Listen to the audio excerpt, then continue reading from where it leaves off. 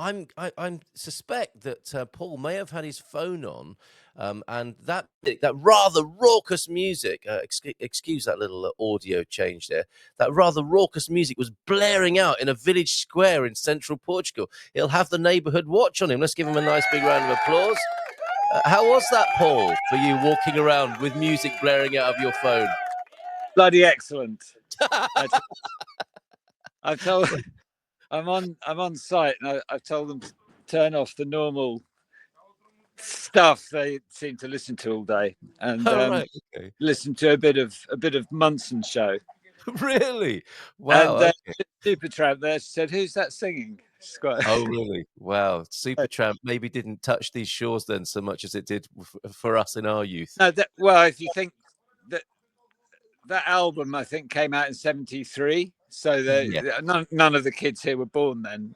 So True, there is that, isn't there? I thought you were going to say that, it wasn't approved listening in 1973. You still had to listen to Fado at the time. Okay. As we were under the blankets listening to Radio Caroline. Yeah. Exactly. Wow. So memories there possibly for you and Supertramp. Did you enjoy that tribute to Rick Davies there this morning? Yeah, absolutely. Yeah, I mean, they were always not as successful. I mean, they were successful, but they were never huge. And I think they should have been. And yeah. Just think how cool it would have been to be able to say, yeah, I play the saxophone with Supertramp. I mean, that's got to be the coolest job in the world, isn't it? Yes, and that raspy, logical song sax riff there is great, isn't it? It took me back to my childhood. Absolutely. It's all good stuff. But they were never sort of mega big like the Stones or No. I think they enjoyed bigger success in the States than they did in UK, possibly as well. Yeah, they moved to the States early and broke through. They broke America. Yes. Lots of people try doing that, don't they? Yeah, they do, and they name albums after it, like Rod Stewart, Atlantic Crossing, which was literally his bridge album that broke the States. But, amazing. Big in Japan, big in America. Very good. Where are you? Which garden are you wandering about in, Paul? I'm at the Albergaria de Sao Pedro, the old monk's house in Pedroga Grande. Right. And those are not monks we can hear, are they, in the background? I've answered the question, how many people does it need to build a swimming pool? Men looking into a hole. Fantastic. That's 5 of them. There's one guy here actually doing some work. Yes. Wow. No, but it's something. I was driving around my own town yesterday, and I passed a man on a bicycle who had to stop to look into a construction site hole. What is it about that? Why do men especially like to do that? I don't know. It's the creative process. I like the destruction as well as the rebuilding. Yes. I love demolition. It's just equally satisfying. Yes, to take down a bit of old Latin plaster and see what you can find in there. Well, here has been going back through history, really. Yes. Yes, of course. It's archaeological, isn't it? I'm going to give you full screen just so that we can see what's going on here. Do you want to give us a little tour then of what's happening in this site? Yeah, I mean, I'm in the lounge now. That used to be about 3 different rooms, but we've uncovered little alcoves. Yeah, very nice. That were covered up probably, I don't know, 150 years ago. There were no treasures. There's one there. There's one now in one of the bedrooms here. Yeah. Where we're leaving some exposed walls. Incredible. But there was, they were little, whether they were religious or just something in a bedroom to put a candle on. Let's hope so. To light their way. Yeah. Yes. So this is a good example, actually, this room, because it's another one where originally I was brushing my head on the old wooden ceiling. It's now 5 meters high. Well, may I say, it's already got those rural properties renovation touches, has it not? Yeah, it has. Yeah, but inevitably roofs need replacing. Yeah. And this is a big roof. It's a big building, and that gives us the opportunity to go way up and just leave the main rooms with that height, which is impressive when you walk in. Yeah. And can I hear in the background a plasterer? That's the familiar sound, one of the sounds and smells you get from a building site, right? Plastering. Sorry, I'll get out the noise. He's Plastering and got all his sorts. float. He's got his float and trowel Yeah, on the go by the sound of it. it has. Yeah, some listeners might have seen this before. Oh, it's This is the lovely. old What? detailing over the front door that was from a church that was demolished in 1611. No So, way. yeah, so it's a very, very old building. And it was a bar downstairs. This door was a bar. Yes. And then there was a little shop up the end. There's a shop window. Oh, it's a beauty. It's a This is beauty. the old shop. It's now Amazing. So yeah, that's Absolutely good fun. wonderful. All good Great stuff, stuff. Paul. And it's Yeah. not, and it's a lot cooler now. So Yes, of course. There's a little bit of rain in the air. I've got Mike in Miranda de Corvo complaining that their internet's affected by the rain. It's possible, isn't it? We're strictly on yeah, 4G, no fiber by us. Yeah, amazing. yeah, Yes, the rain has come in, making it easier for your builders there. And this is, I think, we were going to have a look at some of your hidden gems today that are beautiful good. Yeah, properties listed on your website. But this is one of your own renovations, I think. It's yeah. right. This is the one Yeah, we bought yeah. last winter from the owner. Decided she lived in Lisbon and it's a family property. I asked it when we were doing the deed how long the family had owned it, and they sort of looked at each other and said, Forever. forever. Yes. And they must have bought it off the church in 1700s, something like that. It's quite extraordinary, the history. So that so the families now across Portugal are reluctantly releasing their properties because they don't often have the money, the will, or the know-how to bring them up to current speed. But they've seen the prices increase. So something they thought, the family valued at sort of 50 grand is now 150. So it's releasing a lot of good old stuff onto the market. Which is Not only that, I think you're making it easier, aren't you, when they see the beauty, the beautiful standard of your renovations, and the sort of people who probably buying them and really appreciating those buildings thereafter. well, I think it does help. I was in Pedrógão Pequeno at the weekend, and there was some filming going on. They're filming a romantic film story, and I was at Casa Adelina that we had on the show last month. Absolutely, yeah. And there was this sort of nose pressed to the window. So I whipped the door open. And we ended up with, I think, 7 or 8 of the elderly residents and visitors having a look around and clucking and saying lovely things. Fantastic. One of which was a lady from Lisbon who is Nurse Adelina's oldest and bestest friend. No way. So we got a load of information from her, and she was nearly in tears, looking around. Oh, I remember this, and I remember. Oh, good. Oh, it's so beautiful now. She'd be so pleased. Yeah. And yes, I was going to ask you. That's what you want to hear, isn't it? She would have loved this. Isn't that fantastic? Yeah, definitely.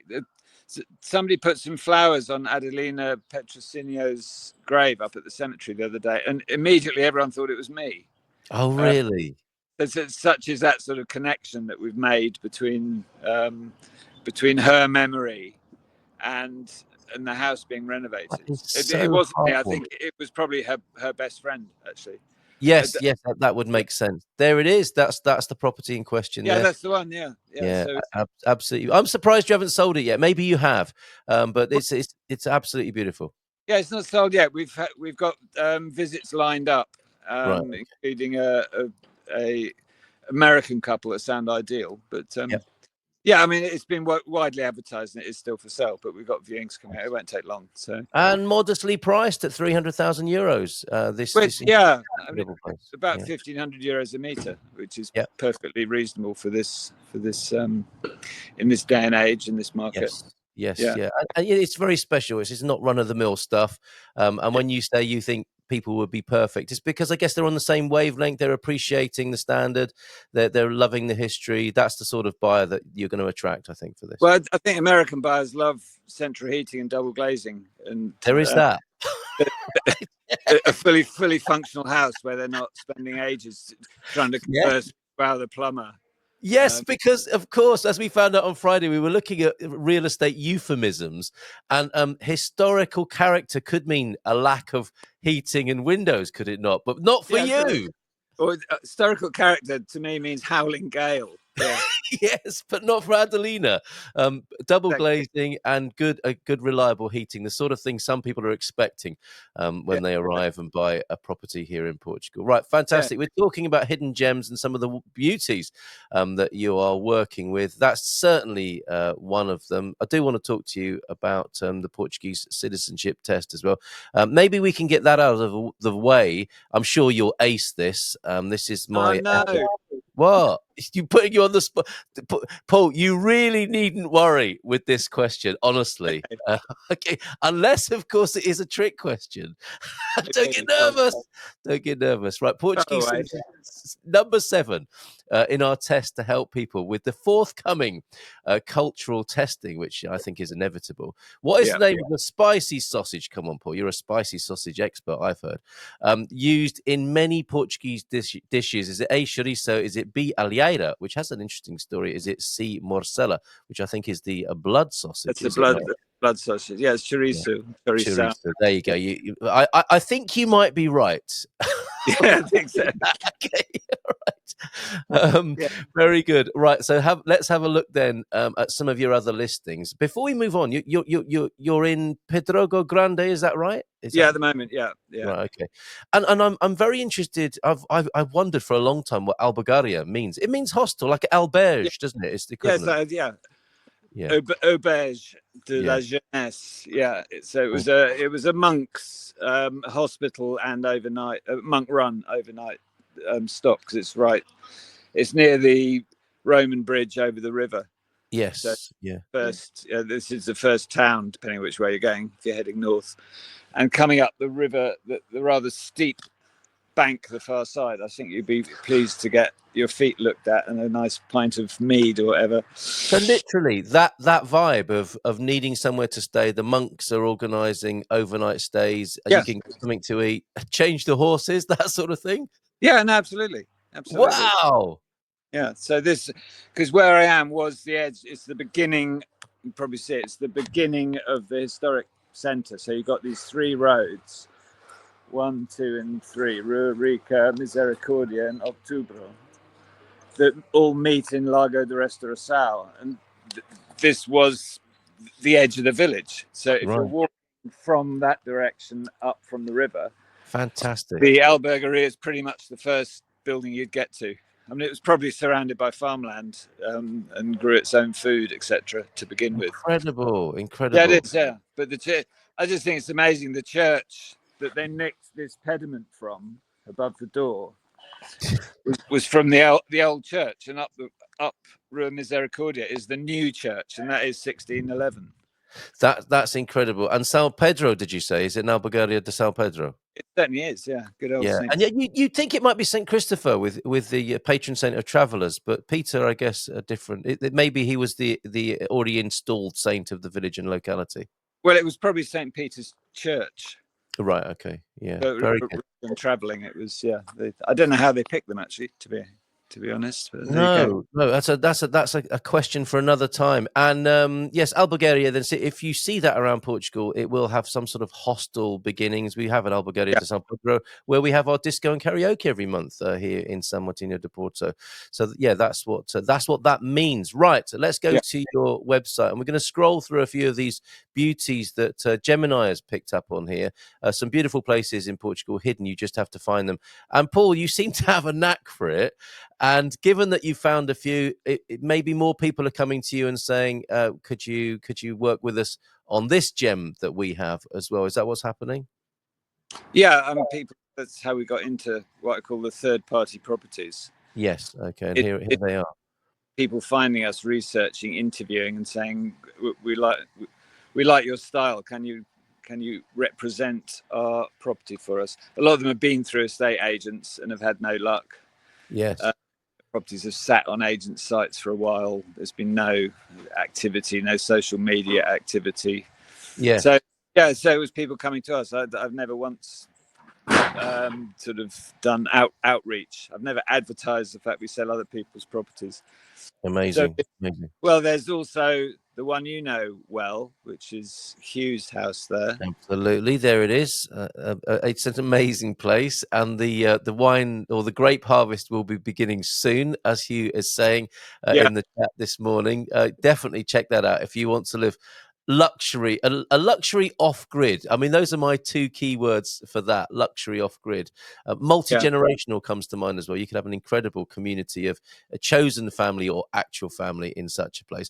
But these yeah, are amazing, and presumably why they do hang around on real estate sites is because they are unusual. yeah, Somebody looking from afar and seeing 12 bedrooms but no bathrooms, or 8 bedrooms but 11 bathrooms, is thinking this is an unusual proposition. There is some work to be done in yeah. places like this to tailor them to your needs. This is incredible. This building, isn't it? It looks like an owl to me. Yes. It's remarkable. Again, family owned. The grandfather built it. Really? It's family owned. It's half an hour to Porto, Yeah, so valuation reflects its size and location. And yeah. really, it's a building that to renovate that would be a labour of love. It got to be. It would need to be. I suspect that will go to a Yeah. commercial operator who will take advantage of the land and build additional units. Yeah, look at it. There's a big demand for smaller hotels, but smaller in the hotel world is big to you and I, and that Yeah, building on its own certainly isn't big enough. You'd need to add at least 30 rooms. yeah. So So to make it's a it, very specific new owner that you're looking for with yeah, something like this. This is way up north, and of course, Barcelos is where the cockerel comes from, as you can see on the screen next to me there. That's where that yeah, cockerel legend comes from. The cockerel of justice, I think, is the story there. And what a fabulous place, and some yeah, great yeah, footage here of the place. Wonderful. yeah, So imposing, and it cuts a dash on the street as you come past as well, I think. yeah. It does, and it's Mm. said it's perfectly positioned for a hotel or head office or whatever. And Yeah. there are others we've got that already have got outline planning for major development, rather than Yes. somebody buying it and wanting to turn it into a house. But they can do either. And then there's one here in Pedroga Grande that has already been done up. It's Yeah. absolutely perfect. So for the American market, that's fine. I say American market, anyone who wants a key in the door, fully insulated house with photovoltaic, etc., etc. You, Yes. you've probably seen the new or heard of the new service from Kippertree that is taking only houses that are Absolutely. Yeah. Yeah. Yeah. completely, completely renovated and grade A or B energy certificate. Yeah. So I'm going to be slipping a few of these into that new service, which is excellent. Oh, very good. Yeah, yeah, no, good. That's an associated project with Expats Portugal, with whom I Yeah, work closely, of course. Oh, and check out, we had Nuno from Enagon talking about some of the pitfalls of buying in Portugal and things to look out for in terms of construction. That was a great webinar from last Thursday. So, yeah, yeah, Kippertree are going to be helping people bypass a lot of these difficulties and traumas that can be experienced. I yeah. wanted to stop this video in the background, but it's too interesting. All the relics you're finding inside, and when you say the grandfather built it, what's the backstory there? Is this sort of colonial wealth that's being brought back to motherland? They fit into two distinct categories. In that there are no pools winners. It was either people that have brought money back from Brazil largely, or Angola, and Mhm. less so Mozambique. Right. Uh, and that's generally mid to late 1800s. Yeah. So they come back and build the family pile. The other ones, I mean, if I look in the historic centre here in Pedroga Grande, a lot of it, the big houses up the street behind me, and there are some substantial villas, were built by local businessmen. There were Right. two brothers who had a hugely successful agricultural business, dominated agriculture for decades, and coined it in basically. And their two family homes are side by side up the street. One is still lived in by descendants, and the other's just Really? just been sold for turning into a boutique hotel, I think. Wow. So yeah, so it's one of two. It's other people seeking their fortune abroad and coming back with the readies, or Yeah. they're always businessmen. People think in 1974 and before nothing happened in this country. There's plenty of wealth. You've only got to look at. I saw an E-Type Jaguar the other day from 1968. Really? Or 69 here, and I think the cost of that, and what were they in the UK, about $3,000. So with import, it would have been about 5,000 or 6,000 quid. Yeah. You could buy a street for that back then. Yes. So there were people. There was always trade. There's always been people making money. There's the whole textile industry. There's shoemaking. There's wine. The smart people get ahead, and every town's got somebody. One family or two family that built the big places. So no, and they really get ahead, don't they? There's a sort of an exponential effect to that. The more wealth they create, the more outstanding their lives are in every sense of the word. Driving around an E-Type Jag back in the day around the village, that must have sounded and looked great. Yeah. And there's no inheritance tax, so it gets passed on 100%. Yes. So it can trickle down. That's why you get sort of old, unassuming, elderly ladies mostly who've got 7 or 8 different properties. Yes, and have out-survived everybody and just inherited everything. Yeah, and they trickle down. I don't know. It's usually tiny plots of land dotted around, but yes. Yeah, it is remarkable the effect that no inheritance tax has had. It really is, isn't it? And it does explain the mystery when people come to Portugal and think, how is it that there's so many abandoned properties? Yeah, this is the big reason, really, isn't it, behind it all?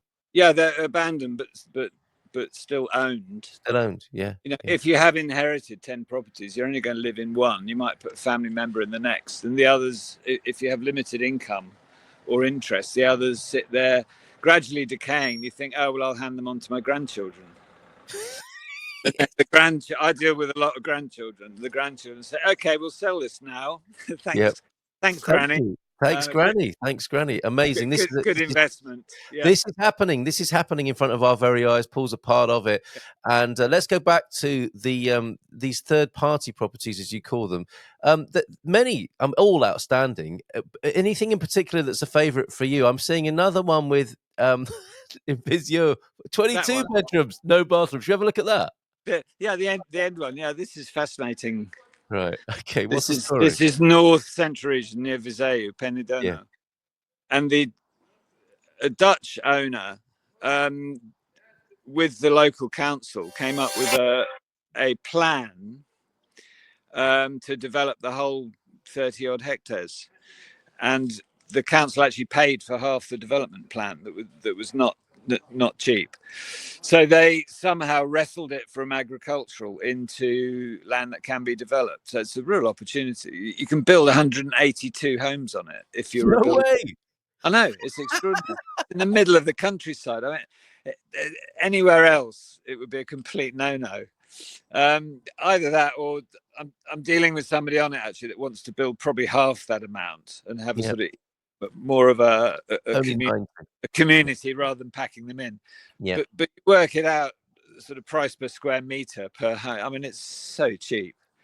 And this is at the edge of a village near a town. I mean, it's beautifully, and it's just below the Douro. It's about 20 minutes up to the Douro. Really, river. This is outstanding, isn't it? I mean, it is.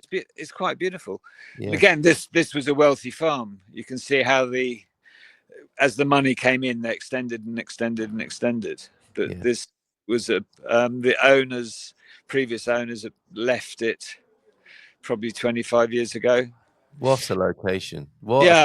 But the careful Dutch owners, the guy that did own it is getting on in years, and he's handed it to his son, who is a businessman in Holland, and he contacted me and said, "Can you sell this? I don't have the time or the effort left to be able to do this on my own." So that's interesting. It is interesting. It really is. Yeah, I'm just taking Good Morning Portugal off the top there so that you can see some of the stats here and some of the serving suggestions for this place. Absolutely incredible. Okay, so that, if you're interested, is Quinta da Retorta, Penadono. There, I think we've got time to squeeze another one in. Where should Oh, where should excellent. we go, where should we go next? Because these are fascinating. These are absolutely fascinating. You can go to Casa Limão in Vezio as well. We've got. you can do. Those are mine. Those are What mine. about Villarreal, or Villarreal as people call it? This is what I put on the thumbnail behind you. That those kind of Douro style, what are they? The way it's the terraces, the growing Yeah, terraces. Quinta Villamarim. This yeah. is a This very beautiful location. Yeah, it is, and it has got that sort of Douro terraced vibe. It's an Yeah, old family farmhouse where the grandparents lived, the parents didn't, and the grandchildren now are selling. yes. Again, it's just surplus to requirement. They had happy summer holidays there as kids, and nobody's used it for ages. Um, Wow.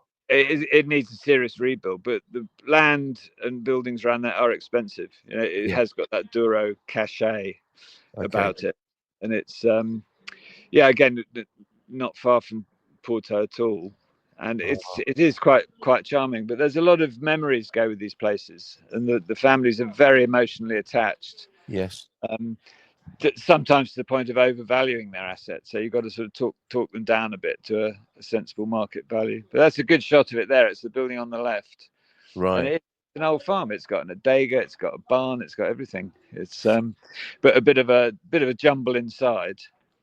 In Yes, in terms of how it was built. in terms of the room layout, yeah, it's Yes.